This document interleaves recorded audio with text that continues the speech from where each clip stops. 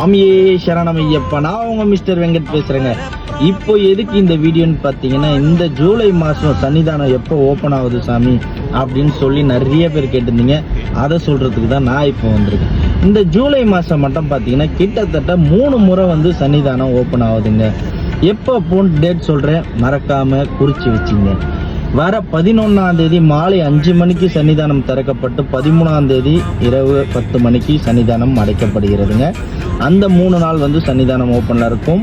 அதை விட்டு அதுக்கப்புறம் எப்போ ஓப்பன் பண்ணுறாங்கன்னு பார்த்தீங்கன்னா, வர 16ஆம் தேதி மாலை அதேமாதிரி 5 மணிக்கு ஓப்பன் பண்ணி 21ஆம் தேதி நைட்டு இரவு 10 மணி வரைக்கும் சன்னிதானம் ஓப்பனில் இருக்குங்க.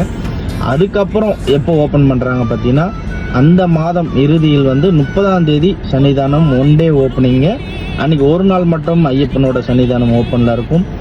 கிட்டத்தட்ட ஒரு 3 முறை வந்து சன்னிதானம் ஓப்பன் ஆகுது. எல்லாருமே கேட்கலாம், ஏன் சாமி 3 முறை வந்து சன்னிதானம் ஓப்பன் ஆகுது, எதனால் அப்படின்னு நீங்கள் யாருக்குன்னா டவுட் இருக்கலாம்.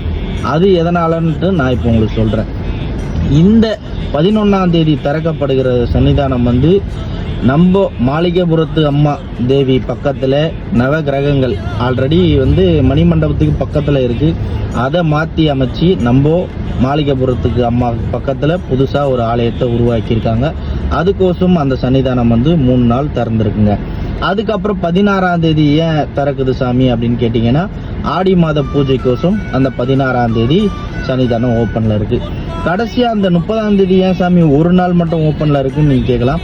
அன்னைக்கு நிறப்புத்திரா, அதனால் வந்து அன்னைக்கு 1 டே மட்டும் ஐயனுக்கு நெல் கதிர்கள் வச்சு படைக்கப்பட்டு தீபாரணம் காட்டி அந்த விசேஷமான ஒரு நாளை வந்து அவங்க வந்து கொண்டாடுறதுக்கோசம் அன்னைக்கு ஒரு நாள் மட்டும் சன்னிதானம் திறந்திருக்கும். கிட்டத்தட்ட 3 முறை திறந்திருக்கு.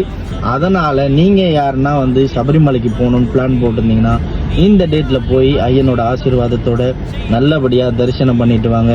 அதேமாரி இந்த 3 முறையும் போகிறவங்க வந்து விஷுவல் டிக்கெட் வந்து கம்பல்சரி தேவை. அந்த விஷுவல் டிக்கெட்டையும் வந்து புக் பண்ணிங்க. இதுக்கப்புறம் வந்து நடுவில் நிறைய விஷயங்கள் உங்ககிட்ட சொல்லணும்னு இருக்கேன். பட் நெக்ஸ்ட் வீடியோவில் சொல்கிறேன். அடுத்தடுத்து நிறைய வந்து சபரிமலையில் ரூல்ஸ் அண்ட் ரெகுலேஷன்லாம் கொண்டு வந்துட்டுருக்காங்க. நிறைய விஷயங்கள் நான் ஆல்ரெடி இது வந்து போன வருஷமே சொன்னது தான். இந்த வருஷம் வந்து ஹைகோர்ட்டில் ஒரு உத்தரவு வந்திருக்கு. அதை நான் உங்களுக்கு நெக்ஸ்ட் வீடியோவில் சொல்கிறேன். மறக்காமல் நம்ம சேனலை ஃபாலோ பண்ணிட்டு பாருங்கள். சுவாமி சரணம், சுவாமியே சரணம் ஐயப்பா.